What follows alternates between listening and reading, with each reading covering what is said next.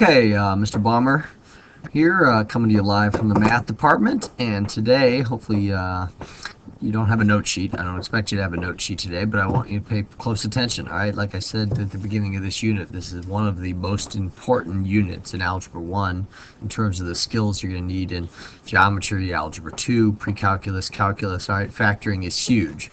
So, you really need to focus. You're not just listening to this in the background, all right? You really need to focus and ask yourself, does it make sense what's going on in these different problems? But our objective today is to be able to factor polynomials by using a technique called grouping and greatest common factoring. Now, greatest common factoring we went over with the last video, and then you had the opportunity to practice that yesterday in class.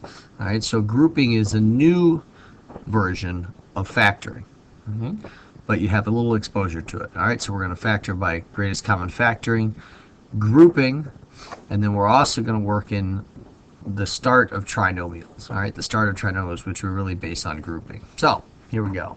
Let's look at this first page.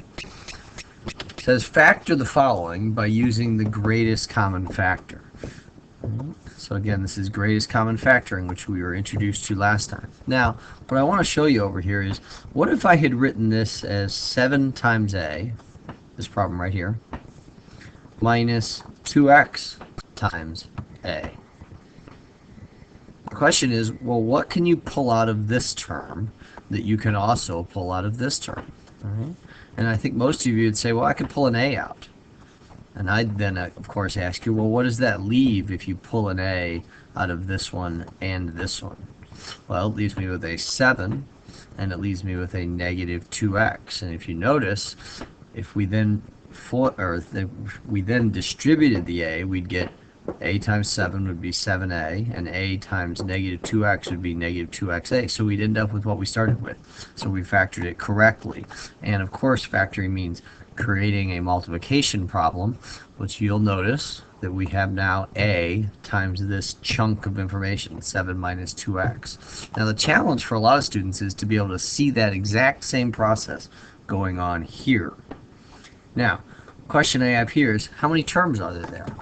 How many terms do you see when you look at this entire statement right there? How many terms do you see? And hopefully the answer is 2 terms, because the 2 terms are these.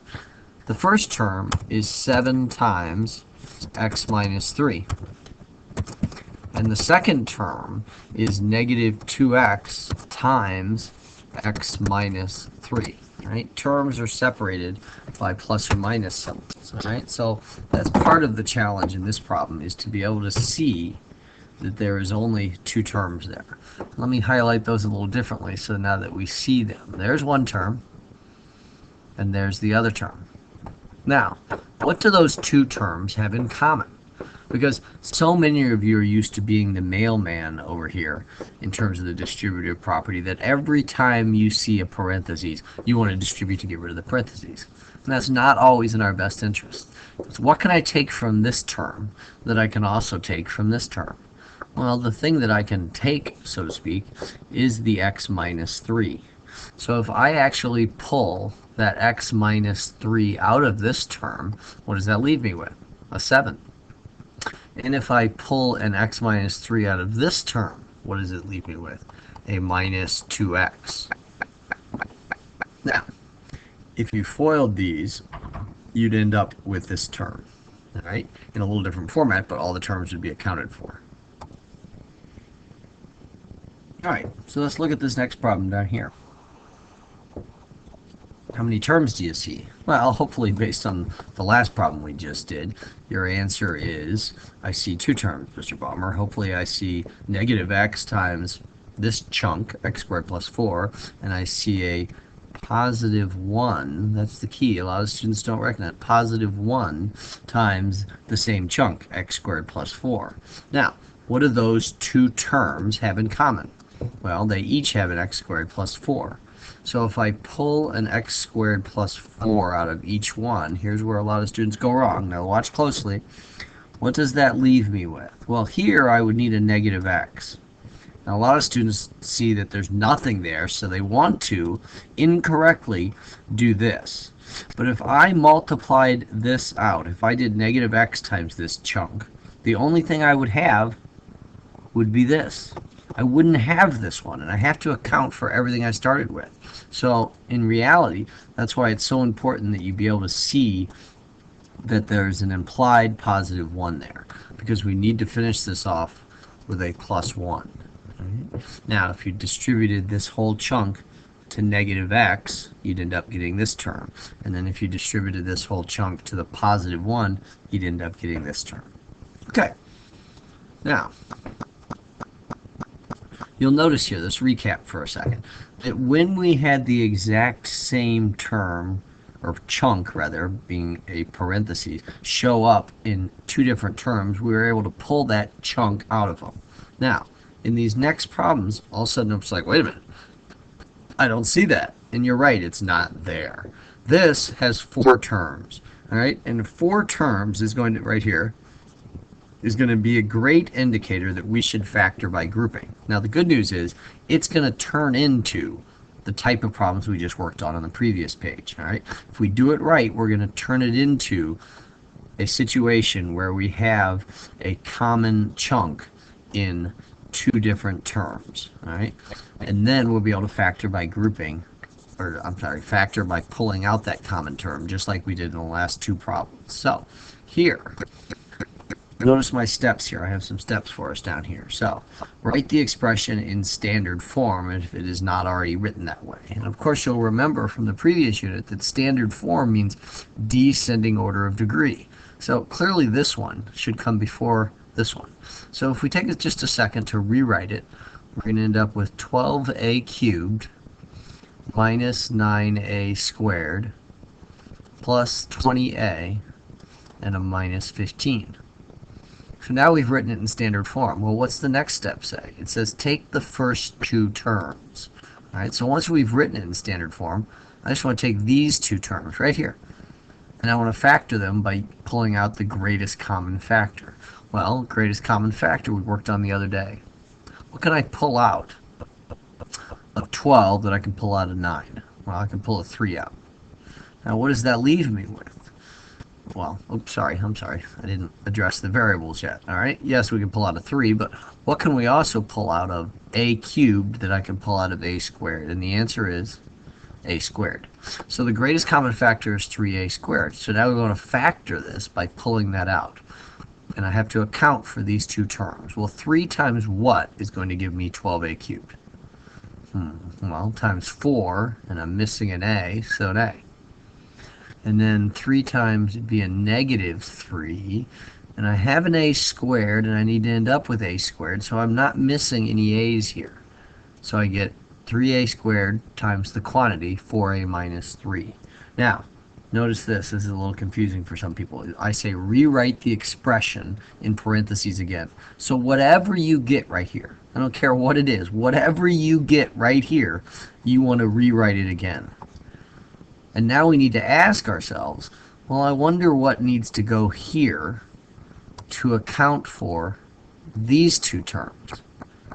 I see now. So what I'm asking is, what do I multiply by 4a to get 20a? And it's a positive 5. It's very important that you put the sign with it, or else it looks like a big multiplication problem.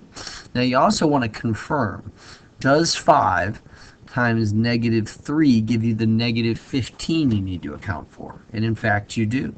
Now this problem looks an awful lot like the last 2 problems we did on the previous page. All right, I could start by asking the same question I did over there. How many terms do you see? Oh, I see 2 terms.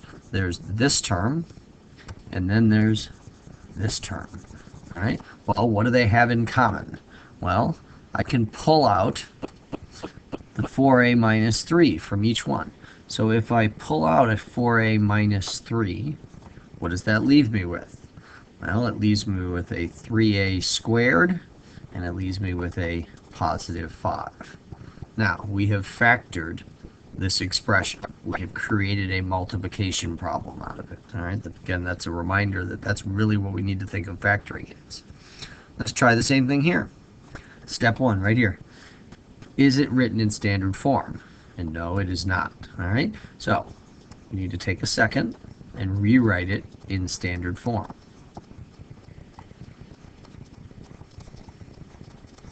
descending order of degrees. Third degree, second degree, first degree, 0 degree. Now, step 2, take the first two terms. Right, so I'm going to take these two, and I'm just going to factor those by using the greatest common factoring technique. So, what can I pull out of those? Well, 9 and 18. I can pull out a 9. X cubed and x squared. I can pull out an x squared. What does that leave me with? Well, 9 times 1 would give me my 9, and x squared times x would give me my x cubed. 9 times a positive 2 would give me my 18, and I need an x squared. I already have an x squared, so I'm not missing any variable parts over here. So I've done step 2.